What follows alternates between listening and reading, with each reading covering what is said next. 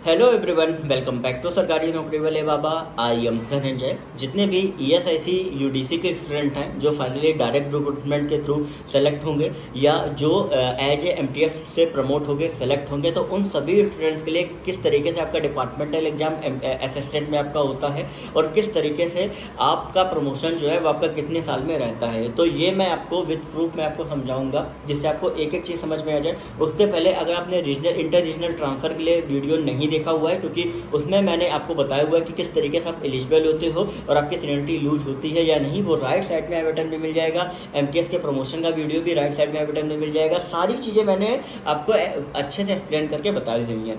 अब यहाँ पे यूडीसी की बात करते हैं, तो मैंने जैसे आप सभी को बताया हुआ है, लेटर भी आपको दिखाया था कि होता क्या है कि जब भी आपका डिपार्टमेंटल एग्जाम कंडक्ट होता है तो आपका जो हेडक्वार्टर ऑफिस दिल्ली जो है वो आपका दिल्ली में जो है वो आपका हर रीजन से आपका मंगाता है कि भाई किस किस रीजन में आपकी जो प्रमोशन की पोस्ट होती है। क्योंकि होता क्या है, जो डायरेक्ट रिक्रूटमेंट आप सभी की होती है जैसे यूडीसी की, तो इनमें क्या होता है कि कुछ वैकेंसी आपकी डायरेक्ट रिक्रूटमेंट जाती है, कुछ प्रमोशन के लिए जाती है। तो प्रमोशन वाली जो लिस्ट है वो पूरी मंगाता है कि भाई इतनी इतनी वैकेंसी कैटेगरी वाइज खाली है। अब यहाँ पे बात ये आती है कि किस तरीके से आपका प्रमोशन होता है। तो देखिए, यूडीसी से असिस्टेंट के लिए आप सभी को डिपार्टमेंटल एग्जाम हर हाल में आपको निकालना ही होता है।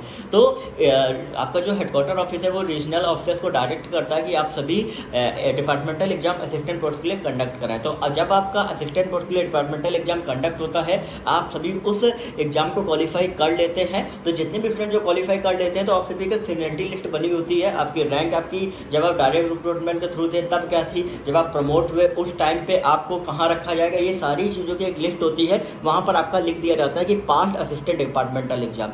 फिर क्या होता है कि जब आपका डिपार्टमेंटल प्रमोशन कमेटी होती है वो चेक करती है, तो जितने भी स्टूडेंट जो क्वालिफाई करे होते हैं उनकी रैंक देखते हैं, सीनियरिटी लिस्ट वाइज पूरा दिया होता है। वहाँ पर जैसे ही आपका नाम आता है तो फिर आपको उस प्रमोशन के लिए एलिजिबल कर दिया जाता है। मिनिमम आपका क्राइटेरिया ये होता है कि जब आप डायरेक्ट रिक्रूटमेंट वाले हैं, प्रोबेशन उनका कंप्लीट होना चाहिए। तो मिनिमम 3 साल में सबका कन्फर्मेशन का ऑर्डर भी आ जाता है, तो उनको लगभग 3 से 4 साल में प्रमोट भी कर दिया जाता है अगर आप पहले ही साल ज्वाइन के डिपार्टमेंटल एग्जाम निकाल लेते हो असिस्टेंट पोस्ट का। डायरेक्ट रिक्रूटमेंट वाले जो होते हैं वो कहीं ना कहीं निकाल चुके होते हैं, क्योंकि एलडीसी से आप एलिजिबल हो जाते हैं। तो उनका जो प्रमोशन का क्राइटेरिया होता है वो डिपेंड करता है उनका सीनियरिटी लिस्ट के ऊपर। क्योंकि अगर कोई डायरेक्ट रिक्रूटमेंट का कोई स्टूडेंट है, अगर उसकी रैंक अगर आपकी अच्छी है तो उसका पहले होगा, बाद के प्रमोटी का होगा, या प्रमोटी की रैंक अच्छी है डायरेक्ट की कम है तो प्रमोटी का आपका पहला होगा। तो इस तरीके से प्रमोशन होता है। लेकिन यहाँ पर प्रमोशन का एक और क्राइटेरिया है कि कई ऐसे स्टूडेंट ऐसे भी होते हैं जो कैटेगरी से बिलोंग करते हैं, कि मान लीजिए कोई एसटी कैटेगरी का एससी का है, तो उनका प्रमोशन जो है वो आपका फास्ट होता है। क्योंकि उस कैटेगरी में वैकेंसी जो है अगर वो खाली रहती है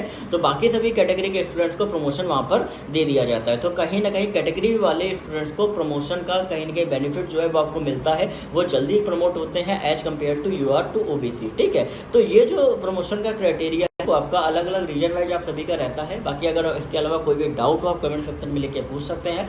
टेलीग्राम ग्रुप को ज्वाइन कर सकते हैं, लिंक आपको डिस्क्रिप्शन में मिल जाएगा। ओके।